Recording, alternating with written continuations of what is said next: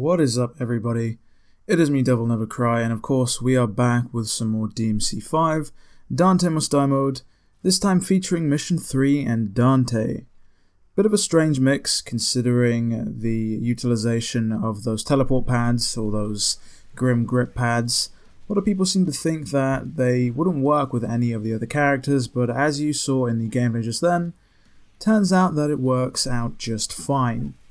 Now, of course, for the mods used in this mission in particular, we of course have got DMC1 Dante and his character skin. Goes without saying we are using a character swapper mod that allows us to play whatever mission we want with whatever character we want. But of course we've got DMC1 Dante, the classic costume, the best. Some might argue otherwise, but don't listen to those people. We've got turbo mode, and we've got a few others, such as the 2x Skystar, 2x Trick Up, which basically just gives us a little bit more aerial maneuverability, allows us to get in and out of the combat just that little bit more. But yeah, so far so good in terms of this mission and its difficulty. Not very difficult. You encounter just a few of the more basic enemies that we've seen so far in the game at this point. We've got some Hellcaners, we've got some of those Hellbats, and I believe an Antenora shows up in this particular encounter. But these guys don't really pose a threat. The threats are going to come later on in this mission. This being one of my more favorite missions. Again, as I said, the missions that take place in Redgrave City here tend to be my favorite, just because they allow for some variance in what we see as I take damage there. Yeah, I kind of sort of dove straight into this mission, so the gameplay here isn't the best, as I was just still warming up. But I'm trying not to go for just efficiency, because to be honest, that can get a little boring just spamming the real impacts. Nobody wants to see that. You gotta get your jump cancels in there. You gotta get some variance in your moves. But yeah, as I said, here is the Antenora. You want to be careful with this enemy, as I go for the parry there and I end up getting it. Hashtag them reads. But yeah, I end up going for the bat and end up taking damage, which isn't the best. I'm not a big fan of these bats, to be fair. Their health isn't so bad. It's actually the Hellbats that I don't like. The big dudes that tend to blow up. They can take quite a lot of damage, and they do a significant amount of damage. As I switch into the Gunslinger mode, then finishing off with a Gun Stinger. One of my more favorite moves that they brought back. But yeah, we're moving on here. We're going into these sewers, for those of you who don't know. I'm kind of skipping all the rest of the rooftops, because there's a few collectibles if you haven't got them already, as we get a nice close-up of Dante there.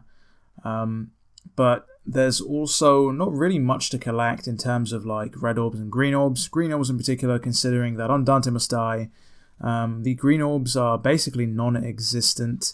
And in regards to Nero and his Devil Breakers, yeah, you don't get too many. You gotta be really careful. That's where obviously utilizing Devil Trigger, not just as a damage buff but as a heal, comes into play, considering that it heals you so fast.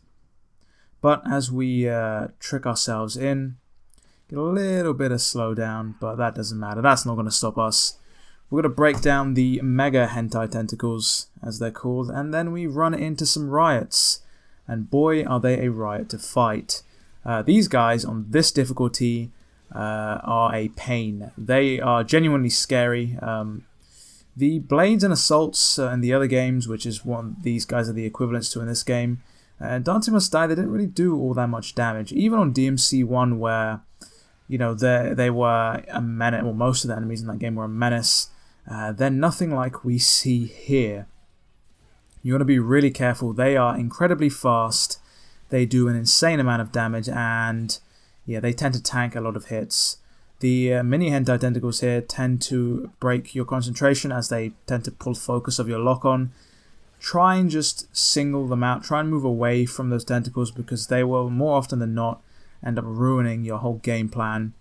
But they go down in one fell swoop quite easily. And we move onwards into this massive sewer system. Up next, we've got another fight, essentially, people, with one of those spammy goat men. But yeah, they're not much of a threat, to be honest.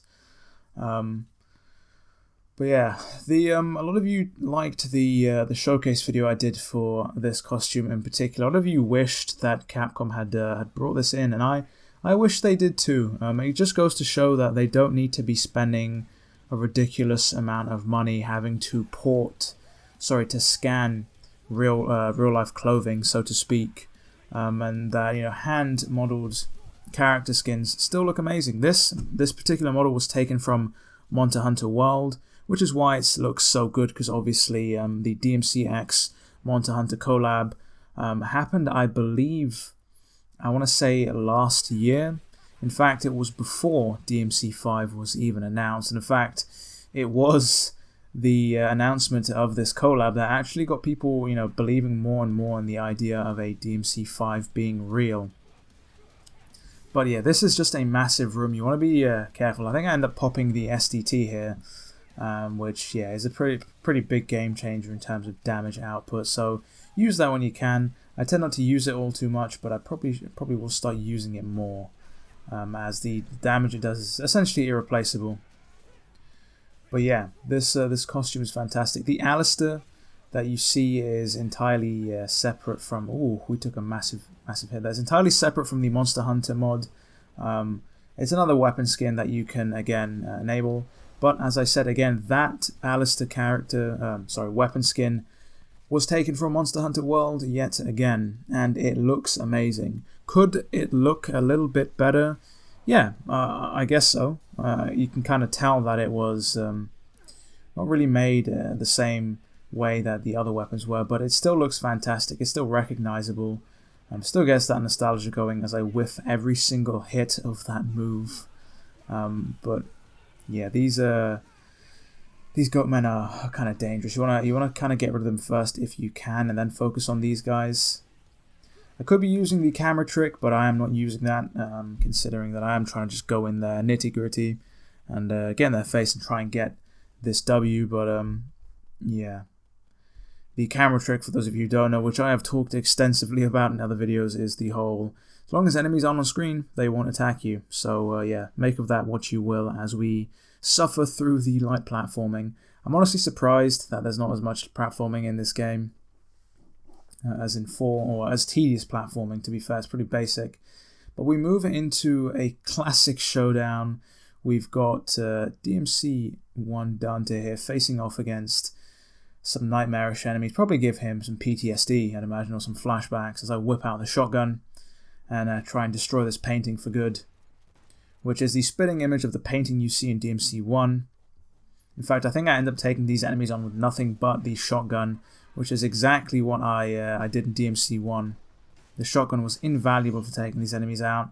Doesn't really work the same as in DMC1, but it still is effective nonetheless, as that is one enemy done. Couple the shotgun with a jump cancelling, and boy oh boy, does it get rid of them pretty fast. Get the fireworks going. But yeah, this whole library is pretty cool. I wish they had more of the environment like this. Perhaps extend the library, make it massive. Just fighting your way through a library swarming with these guys would be insane. But alas, we got what we got. And it's still a pretty cool throwback nonetheless. Kind of shocking when we first saw these enemies in the initial trailer. People, fans of the series recognized them immediately, which was pretty cool.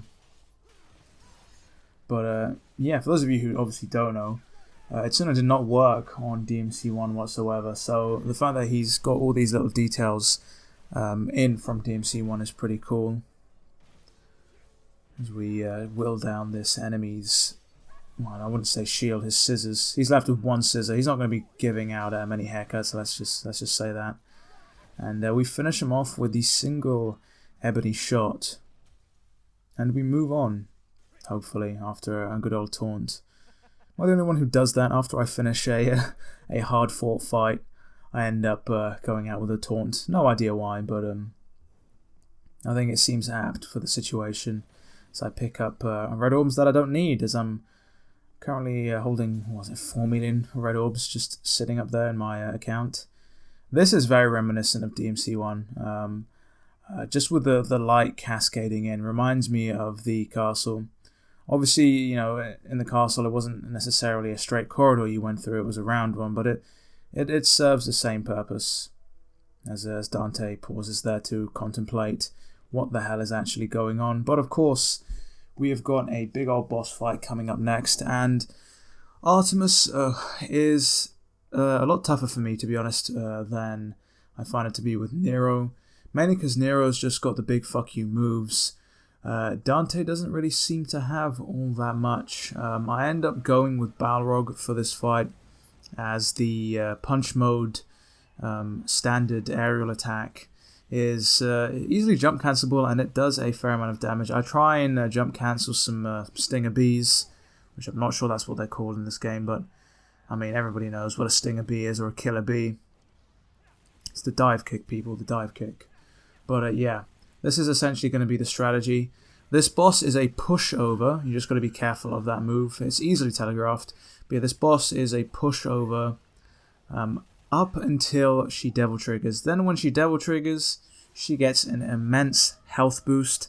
Damage boost is manageable, but the health boost and the defense boost is ridiculous. You're going to spend ages whittling away at that health. Nero isn't so bad because you can do passive damage with the charge shot, and you can also you can use the breakage moves to essentially just break through that defense. But with Dante, yeah, there's not really much you can do. Even when you ground this thing and you hit it with a real impact, it doesn't hit for the full damage because of the enemy's hitbox, which is a bit of a shame. But you'll see that coming up soon as we end up grounding this thing. The most annoying thing is the goddamn projectiles that the things it spawns shoots out, because they get you from nowhere. But we finally ground this thing, switch it into Sword Master with Balrog, and as you can see, we only hit for a fraction of the damage we should be hitting it with, which is a bit of a shame, but hey ho, I guess it makes do. And when people heard or found out that this was Artemis during the previews, actually, which was only a few weeks or so before the release of the game, the theories and stuff were just rampant. People were thinking about, well, what happened to Artemis? Where'd it come from? And it turns out this boss, which I've covered in a lore video, which you guys should totally check out if you are more interested in the story behind DMC. I've got a whole series on that. Turns out that Trish brought Artemis to the initial Yodazen fight, and when everybody got washed, yeah, Yodazen just took that and was just like, you know what, I'm gonna take this demonic weapon and I'm gonna slap Lady in it for the Bants, and we're gonna see what happens. So you've got a good old naked lady just sitting in there, you know, probably somebody's fanfic, and in their head is that Dante's out there trying to beat this boss just so he can get to Lady, which yeah, I've heard worse. I've definitely heard worse. This thing tends to get a little stir crazy once it gets into the last third of its health, so do be careful. But yeah, as long as you stay consistent with attacking this enemy and don't give it too much room to breathe, you'll be fine. There's not very many things it can do up close other than that goddamn AoE attack. But yeah, as I said, conserve your Devil Trigger and just use it to heal, which is what I'm doing right now. There's not really much we can do from far away, unfortunately. But yeah, this series hasn't been too hard so far. I think DMD is definitely manageable in this game. I still think it is annoying, just not as annoying as DMC3 DMD, because that is the most annoying. But we end up beating the boss. It's a standard sort of thing. We got the S rank, of course, people. Don't doubt, don't doubt. But yeah, that is going to wrap everything up. It has been me, DevilNeverCry. I would like to thank all of you for watching, and as always, I'll see you all next time.